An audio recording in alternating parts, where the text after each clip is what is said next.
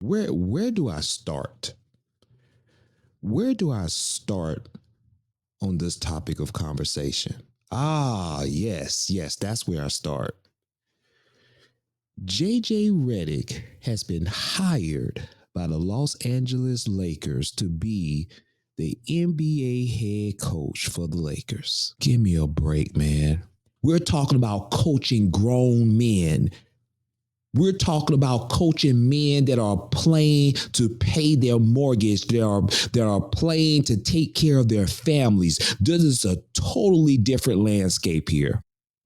Must be the white privilege that I've often talked about, is that when you are white, you don't have to look at the qualifications of a job, because by you being white and having the right networks of people, a la LeBron James, who connected with JJ Redick, I am the mindset. This just didn't come out the blue sky for LeBron James to connect with JJ Redick to have a podcast while he was still playing during the season up under Darvin Ham. Undermining, like LeBron James and JJ Redick, they are the basketball savants. They are the elite of coaching. They're acting like they know how to coach the game. They acting like they know how to coach plays. They act like they are genius and masterminds.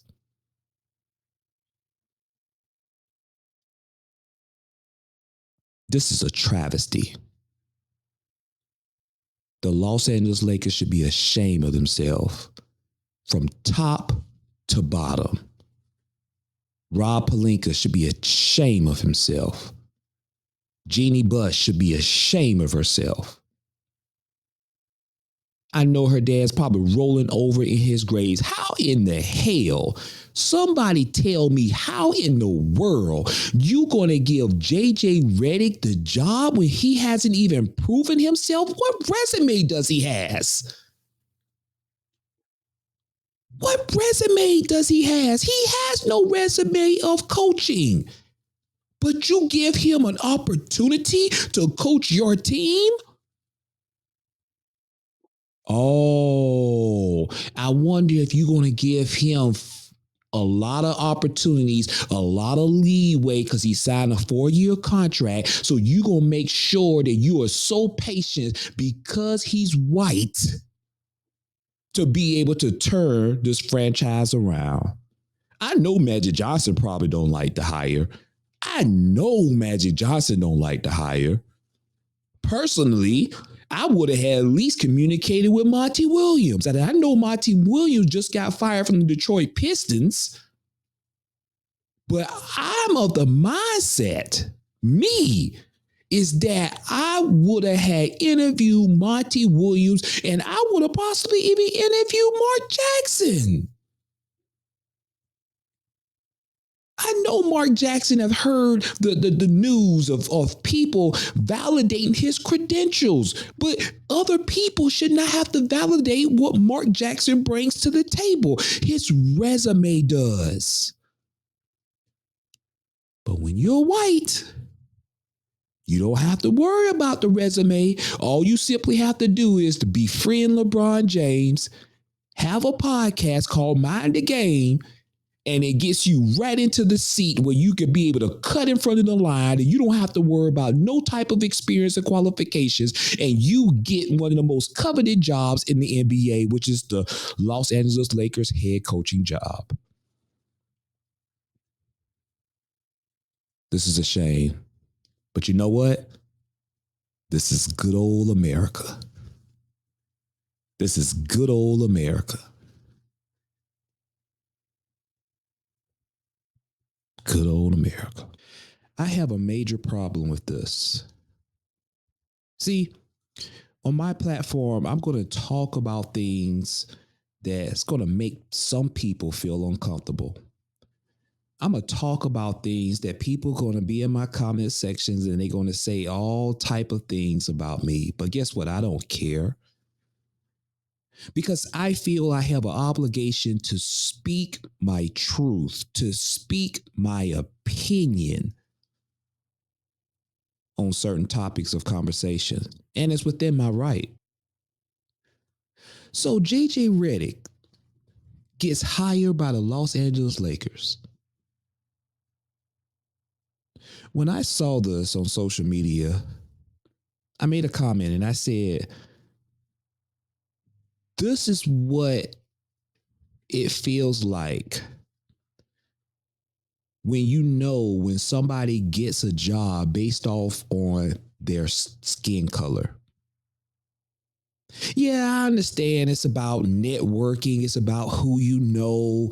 It's about getting in those doors, getting in those rooms, and being a part of a partnership that gives you favor to be able to get certain things. But let me tell you this.